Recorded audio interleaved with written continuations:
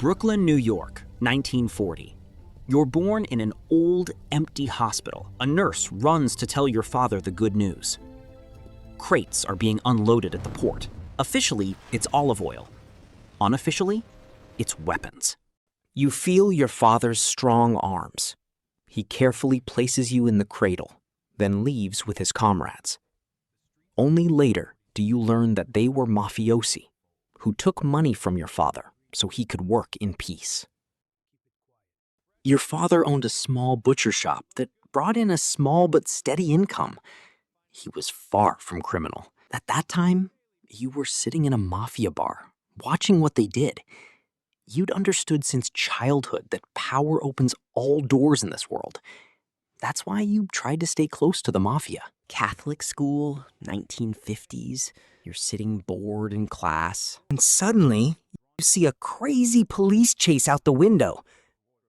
I want to become a mafioso. After school, you go to a mafia bar and see this. Some poor guy lost all his money, but you don't feel sorry for him. You thought it was his own fault. No, please! I can get more! After being escorted out of the bar, Don gives you advice. Always pay your debts. 1955? You're already trying to build a business by reselling baseball cards? In this way, you earned $350, but that wasn't enough for you. At 20, you start working for the mafia, loading illegal cargo at the port. The work is hard, but the boss sees your drive and considers hiring you as a soldier. Thanks. 1963. You're already wearing an expensive Italian suit. The mafia has given you a car. Street kids look at you and admire you. You're the right-hand man of nightclub owner Francesco. He's stern but fair. He's like a second father to you. Every month, Francesco gave you between $300 and $500. It wasn't much, but you never complained. You knew you'd earn much more in the future. Now, let's look at your life. Your salary, although high, doesn't cover all the risks you face. You're still at the lowest rank in the mafia, a soldier, but you can't leave the mafia. You have no prospects in everyday life, and you don't have an education. Yet you continue to believe you can succeed. You believe you have no other choice. You live in an old apartment in Brooklyn and give your share of the rent every month, $150 per family. The fridge is empty because you eat outside. You don't have time to cook. Tired after a hard day at work, you decide to relax and watch TV and drink beer. You sit down on the couch and start thinking about your life. Was the fear of death or prison worth a couple $100? There are so many other opportunities in life. But suddenly, there's a call. It's Francesco. He's hurriedly telling you that you need to get to his nightclub immediately. You arrive at Francesco's place, and he's already talking to someone. The neighboring family wants to take the club away from Francesco. You wake up in the hospital, and the underboss is standing in front of you, telling you that Francesco is dead. He also said that the Lucchese family has declared war on us. You lie there and realize you're scared. You don't want to die. You just want to stay and lie there in the hospital bed forever. A month later, you're back at work collecting taxes from the store owner, and you start to wonder, how does he feel when he gives away his hard-earned money for the benefit of some old Italian?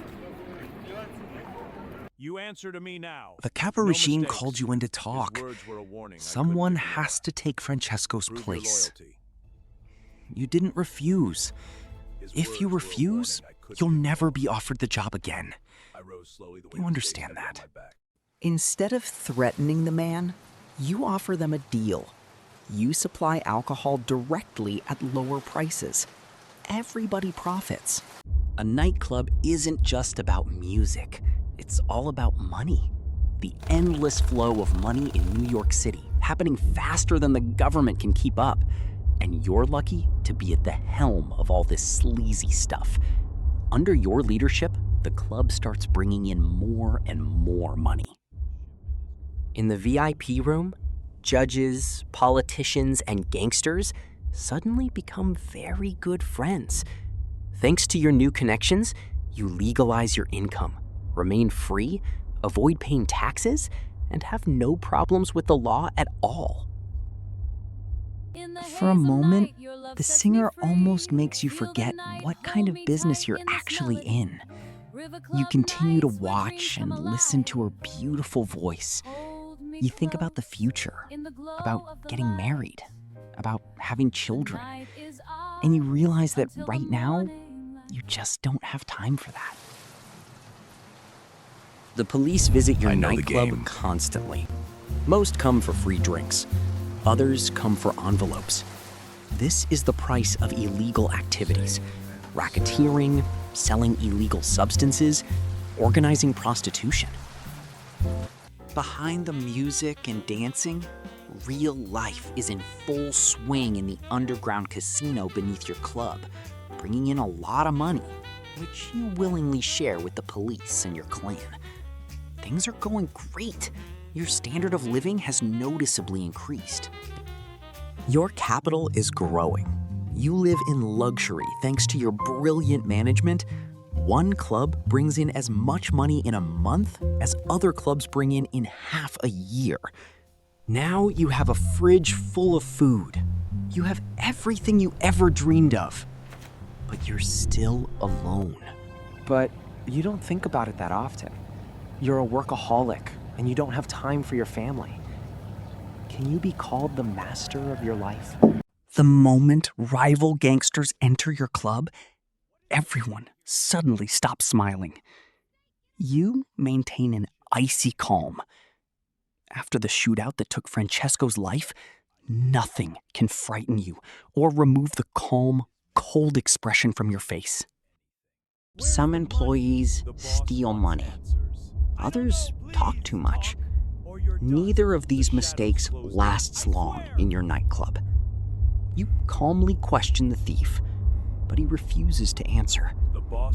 Revenue grows along with the problems, but you've become accustomed to dealing with them Suspects quickly. at the entrance. Get the shot. Snapping now. Look. By now, the FBI knows exactly what your nightclub is. They can't prove it yet. The mafia isn't yet aware that their gold mine is under surveillance. The investigation is being kept under wraps. Your nightclub is becoming famous. Celebrities come for the entertainment. Criminals come for the business. Everyone is having fun and thinking about nothing. If only this could last forever. Visitors never notice when someone disappears. The music upstairs always continues to play. The traitor is eliminated by a hired mafia hitman. In rare cases, useful connections can't help. For this, the nightclub becomes the perfect machine. Dirty money sneaks in through the back door and comes out looking perfectly legitimate. Somewhere between violence and business, you accidentally fall in love, which becomes another dangerous weakness. One night, the police finally stop pretending. Your nightclub descends into complete chaos in seconds. A glorious evening has turned into a nightmare. At that moment, you realize they seem to have found evidence of your illegal activity. For the first time in years, your empire suddenly feels fragile. Collapse is looming ever closer, and you realize this with sadness, looking at your shattered brainchild. After years of avoiding prison, the city finally catches up with you. Not with bullets, not with rivals, but with documents, witnesses, and federal agents. No one can help you anymore. For the first time since childhood, within these walls, no one fears your name. In prison, reputation only matters until the doors close behind you. You used to be a king to all these people, and now you're just a common criminal. Even in prison, the old mafia families continue their wars. And somewhere nearby, another mafia group is quietly deciding your fate. No one can protect you. Your clan has lost its influence. Outside prison, powerful men decide you know too much. Inside prison, somebody quietly accepts the contract to kill you.